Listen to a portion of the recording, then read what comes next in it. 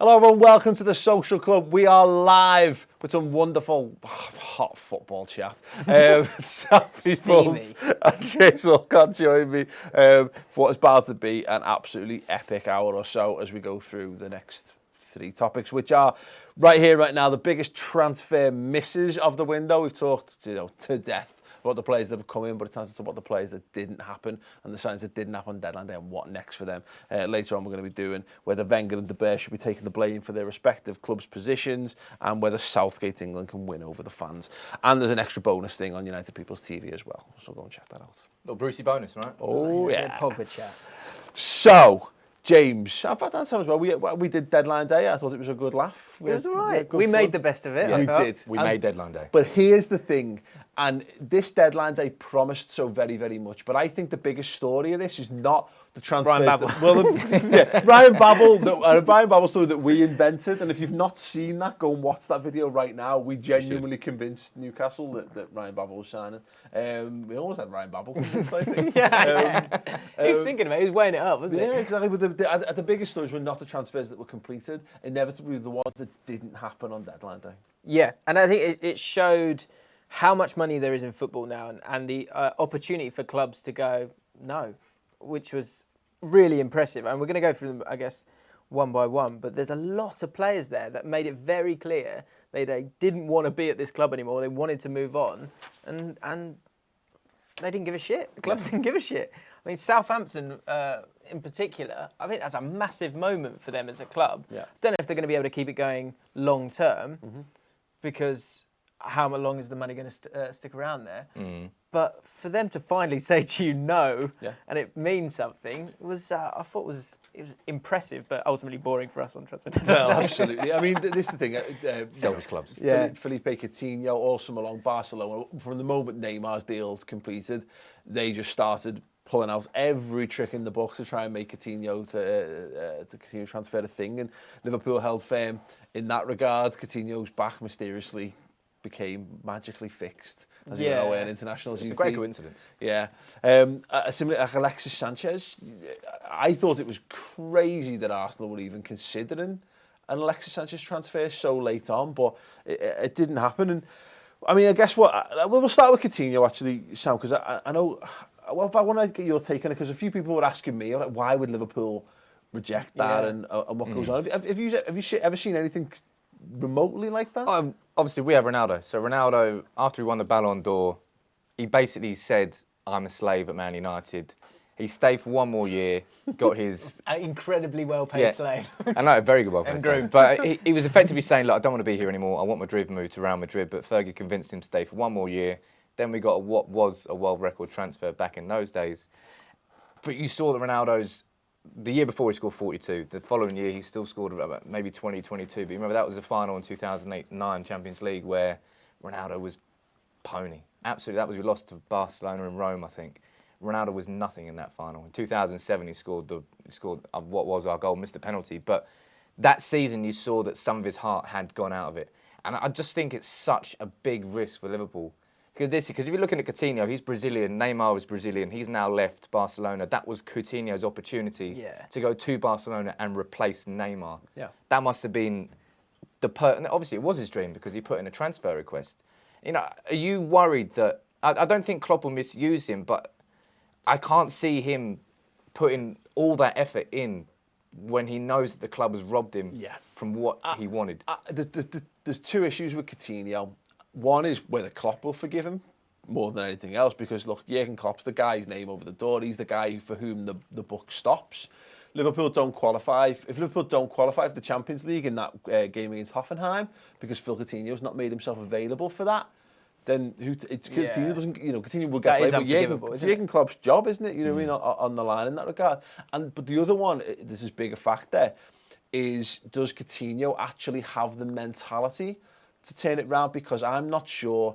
Let's look at Luis Suarez as an example. He tries to engineer a move to Arsenal while he's at Liverpool. It doesn't come off. He just gets his head down and he's just brilliant. How long did he have in his contract, Suarez, after that happened? He'd have had years on his contract still, but we then put another he then signed a new contract that season, I think, as well. It changed. He signed one in December, I think. It was like an early Christmas present. It changed the release clause, so it was more definitive in his contract and that kind of stuff. But the point is, like we've seen it in the past with Liverpool players, like Xabi Alonso was told 1 more year, Mascherano was told 1 more year, and these guys went and had pretty much the best seasons in Liverpool shirts. It's like Suarez been the best example of it. I don't know that Coutinho's good enough. First, not good enough in general at footy, but also of that character that if Liverpool fans are not happy with him, or if he's off his game, or he feels there's loads of pressure on him, he doesn't strike me as the kind of guy who thrives necessarily under that pressure. So it's going to be a difficult one for him. I think the rebuilding of the bridges afterwards for all of these players, it comes down to 2 things. It comes down to just how good they are for the team from the manager's point of view. For example, Mahrez at Leicester, we were chatting to Phil from 100% LCFC about it, and he was like, he didn't feel betrayed at all because he's so good. Yeah. He was just kind of going, it's okay, come back. Like it's kind of like a want-away teenager who just wants to stay out a bit later. Yeah. The other side of it is how long they've got on their contract. I think that's massive in terms of them just going, okay, I didn't get what I want now, I need to crack on, especially in a World Cup year. I think with Coutinho, I think Coutinho will get past it because he's got years and years, right? Years. He only signed a new contract this year. So. Yeah, and I think the same with Van Dijk, and that's why they were able to stay strong, because they knew it was a World Cup year and he's going to want to play if the Netherlands can make it. But also they got him under a contract. Sanchez, however... Well, this is what I was going to say. Sanchez is the crazy one because from Arsenal perspective and from his perspective, his contract's up. Arsenal have effectively taken a £60 million gamble that he's going to be enough and his head's going to be in the right place to get them back into the Champions League. Yeah. But they weren't honest about the gamble either. I was reading an article and I thought it was really interesting that they almost did an honourable thing in saying, look, you are so good that we need you for this season and we're not going to take the money because you're that important to us. And there's something quite respectable and honourable and it's a nice compliment for Sanchez that he could go, okay, look, I do feel like I want to move on here, but I'm going to give you the best of this year. But what they did was they kind of went, all right, okay, right, you want to go, okay, I get it. Man City, can we have Sterling and we can they opened the door just a little bit. Yeah. And so it allowed Sanchez to go, I'm getting my move now. Yeah. And so now he's going to be pissed off that he didn't get the move that he thought he was going to get. But like I was saying, with those bridges that you build or you want to rebuild, he's only got till the end of the year. And the World Cup's the other way around for him. He's definitely in that squad. Yeah. He's definitely starting. Yeah. So he will go into January and go, I don't want to get fucking injured here because I don't give a shit about this club anymore. He could do the reverse Hazard to some extent. And of course, you remember going into the Euros, was it? How he was terrible all season. Then, like 4 games from in the season, he kind of got himself back into a little bit of form. You could see Sanchez getting phoned in for a month just to make sure that he's capable of playing in the World Cup. I fully expect him to have a really poor season by his standards. Really? Because I don't think his heart's going to be in it. What is the point for you? Because if you injure yourself, you're going to miss out on the World Cup. You're in a team and a squad that you don't believe in. You're with a manager you don't believe in, and you're pissed off at the board. Yeah, and he's known for having little tantrums. I know that's been when he comes off the pitch. Yeah. He's always been exemplary when he's been on the pitch. But it's just human nature for me that you would go, I don't need this. Yeah, I can't really see a reason why he would put himself on the line. Because he knows he's leaving in the summer anyway. The thing is, though, we say that, but this is the mentality which is why we sit in a room and talk about football rather than play it professionally, isn't it? You know, people are a different breed. I know you're very good at footy, James, but you know it's very good. But I keep getting knocked out. Very good. Yeah. But the point is, you know, I think footballers are by and large a different breed. I think someone of Sanchez's quality. I think you're right. I think what you said there is key. Just keep him on the pitch. Keep him on the pitch, and I think as long as he's playing, I think he'll be fine. I think when he gets time to stew on it, that's when you might have some problems with him. But just a couple of suggestions. We're going to be taking your comments in a moment, but the first one I've seen here, Queen of Stamford, Griezmann, Perisic equal Man United failures. Yeah, Perisic. I was going to mention Perisic. So we wanted the 4th signing. We obviously got Matic, Lukaku, and Lindelof. 3 key positions that we needed, but Mourinho wanted a winger. He wanted an out-and-out. Perisic is a different type of...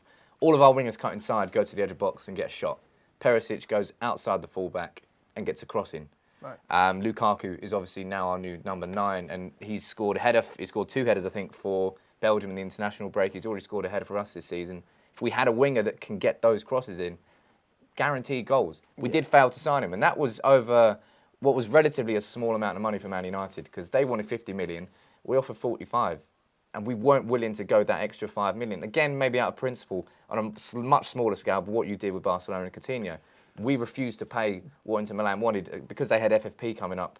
We tried to play hardball. Is there also a Massively case though? backfired. I mean, you guys brought nothing in as well in terms of player sales pretty much this summer, did you? So maybe did we just got a see you lot reach off our the- wages with Rooney though. True, but I mean, the point I'm driving, did you maybe just hit the budget that what Man United had to spend potentially? I don't think so. Man United really do have the most ridiculous amount of sponsors everywhere, like in the world. Honestly, regional sponsors in Kazakhstan, tyre sponsors everywhere, and our revenues have gone over Real Madrid's and Barcelona's now. So money is not a problem for Man United. Griezmann is clearly not a failure of Man United's. Griezmann is what we did fail with Griezmann is Atletico Madrid. You know, when they got the ban for, I think it's signing under 18s players, Real Madrid got banned, and so did Barcelona previously. Real Madrid obviously got their appeal and they won the appeal, but Real Madrid only had about 7 or 8 infractions. Atletico Madrid had over 100. There was absolutely no way they were going to win the appeal. Yeah. If it was against them, they were going to lose it, but we still went after him. Yeah. And all of a sudden, you got the transfer ban. Oh, you're staying. I didn't see that coming.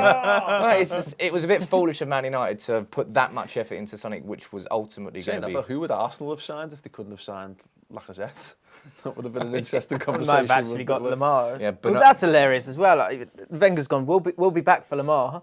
Do it a week ago. Yeah. Get it done. But that's a big thing about that. That by all accounts he turned them down because of a lack of Champions League football. No, but there must have been something late on that really did happen in the Sanchez camp for it to on the last day have gone, right, shit, we actually can't keep him. Right, let's try and get Lamar. Do people think what happened? Do we think the Lamar stuff is, people watching, let us know, Si's going to be commenting in a sec, but do we think that Lamar turning them down was the catalyst for them going, oh, well, no, we'll stick with what we've got ultimately, because it kind of feels that way. It looks like they were going all in. They made the bid. They had the bid accepted by all accounts, by all reports. And then apparently he's then said, oh no, I don't want to play for you, which is mad that you would let it get that far. Yeah. How embarrassing for the start. The thing is, this whole situation is muddy because I've read quotes from, I can't remember who it was at Monaco, but yesterday, saying that, we just decided that we had to keep Thomas Lemar. He wanted to join Arsenal and Liverpool, and that's what he's saying. And he's saying that Monaco themselves turned it down. So no one really has any idea. Yeah. There's so many different camps saying so many different things. Ultimately, Arsenal were left with the pants down, with a player that doesn't want to be there, with a replacement they couldn't sign. You could do worse than having that player be Alexis Sanchez. Yeah, that is true. Yeah, I mean, that's the one thing. And it depends how he plays this year. On reflection on that comment of him saying, we'll come back for you, that's probably because when push came to shove, it didn't feel right for them, and they could keep Sanchez. They couldn't make that decision. And I think for everyone else in the Premier League, Arsenal keeping Alexis Sanchez and him not going to Manchester City. Well, we did a review show on the Redmen website, and Chris Page, I've made a great point about that, is that you're making the fight for the top 6 teams, you're knocking it down to 5 or 7, you're knocking it down to 6. If you're City and you take Alexis Sanchez off Arsenal, then you're effectively consigning Arsenal to the Europa League for another season, you know what I mean? So it's worked out in Arsenal's favour. Whether it worked, we'll see how they revisit that next year, because I think it's a massive gamble, again, because take 60 million, they should have been taking 60 million 2 weeks ago if they were going to do it close to deadline day, go and reinvest that in some players who are going to be there next year, definitely. Yeah. And that way, if you don't make the Champions League again, you're not trying to buy players at a lower quality when you're then trying to get... This is what Liverpool have had to deal with, and United have bought their way out of. I don't think Arsenal could do what United have done. But comments actually, if you would, on what other teams missed out on players. I mean, a good one could be Everton not getting the centre forward. They've bought a lot of midfield and the strength of the squad, but didn't get someone who's going to score them 20 goals a season. Si, what have you got for us? We have got Ismail Khalifa said Lamar is better than an unhappy Sanchez. That's an interesting point, isn't it? I think, he's 21 years old as well. He's got years to go. I'm not sure. Maybe. It's a gamble, isn't it? I guess you've got someone with a fresh mindset, someone who's not going to go out the door, but Sanchez is brilliant. On a broader scale, Arsenal, Troops were saying, Arsenal spent, their sort of net spend, Fleetwood Town and Accrington Stanley spent more money than Arsenal in this transfer window. Fuck off. Yeah. Well, she's saying that Arsenal made like 15 million quid or something. They were the only team to be in profit. from the transfer window. So that's like, forget the Sanchez thing for a second. Like, they're not improving, which means that the only reason you would do that, especially in this window when there's so much money knocking about, is because you think you've got the squad. Or you think you've got a squad that's got the potential to get better because the manager feels he can get something out of them, which you can see blatantly that isn't happening. Well, again, but that makes the deadline day situation with Sanchez and Lamar even more crazy if they're willing to spend 100 million euros on the last day in the window where they've actually in a net profit. It just completely goes. The whole thing was just an up-down mess. Okay, then say a couple more We've comments. got a super chat from Northwest Rambler. Presumably he's talking about Lamar and Sanchez. He said you should find out if he wants to come first. Yeah, I agree with that. I mean, this has very much been the window where you agree personal terms before you actually agree a fee with other clubs. What's that tapping up? That's tapping up. It doesn't exist anymore, does it? Totally agree on that one. Yeah, very good point. And one more, sign. We have got, if Man City really wanted Sanchez, why did they wait till the last few days to make a bid? They had all summer to make the first bid. They knew the situation and tested the water just to cause upsets at the club. Maybe that's the case. Maybe that is the thing. Or maybe just Arsenal's stance softened right at the end. We'll never know on that. It does feel a bit like, for me, like Man City just don't need Alexis Sanchez. And maybe this is one of those things, almost gone to Pep like, I can get this, do you want it? It's like someone says, I've got this telly here. Yeah. It's a grand telly, I can get you for 200 quid. And you go, I don't need a telly, but that's such a bargain. Go on. Yeah. Let's see if we can get that sorted. Maybe. But it's not about that side of it for me, because Liverpool, I think, came out of the Coutinho thing well, because rightly or wrongly, in terms of your stance on should they have taken the money, from day one to the final day, it was no. Yeah. It was a no on Coutinho, and so you come out of that window with strength. Yeah. Whereas Arsenal went, well, maybe I'm being strong again, and that's the poor side of it. Absolutely. Sarah, did you have a follow up to that? Yeah, it was just on the Sanchez Man City stuff. The general consensus seems to be that Arsenal have missed out more by not taking the money than City have missed out on by not getting the player. Yeah. I guess we'll see, won't we? We'll know a bit more as ever. Unfortunately, transfer windows tell us very little about how the season actually will unfold. Super quickly, Chelsea missed a lot. They missed out on Chamberlain, on Barkley. They only hit one. They got Drinkwater. That was the only hit they have. Obviously, Lukaku. We took him. I got Morata instead.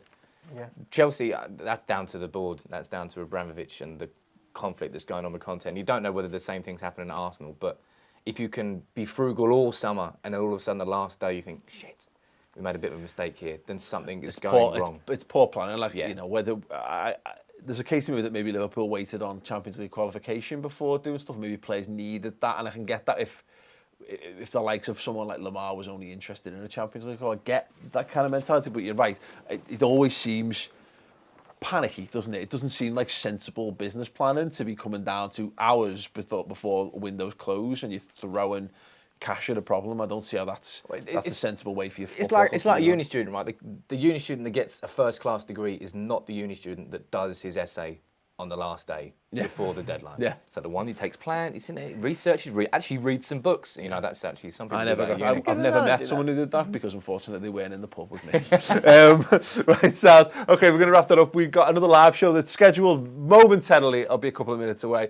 We are going to be discussing. We phrased it. We've done a lot on Arsenal, and we do this every week. I'm trying my best to rein it in, but they're just so interesting at the moment. We're going to talk about the state at Crystal Palace, a bit about Arsenal, a bit about Watford and Southampton, and whether directors of football need to be introduced. Are boards really to blame for the situation that the managers are in? Are they giving them just situations that they can't handle? That'll be coming. And we're also going to be discussing whether Southgate England can ever win over the fans. Stay tuned for all those. Subscribe to Ball Street. Subscribe to United People's TV. If you want more than me, you can do Mates TV. Otherwise, check back later for more wonderful social club action.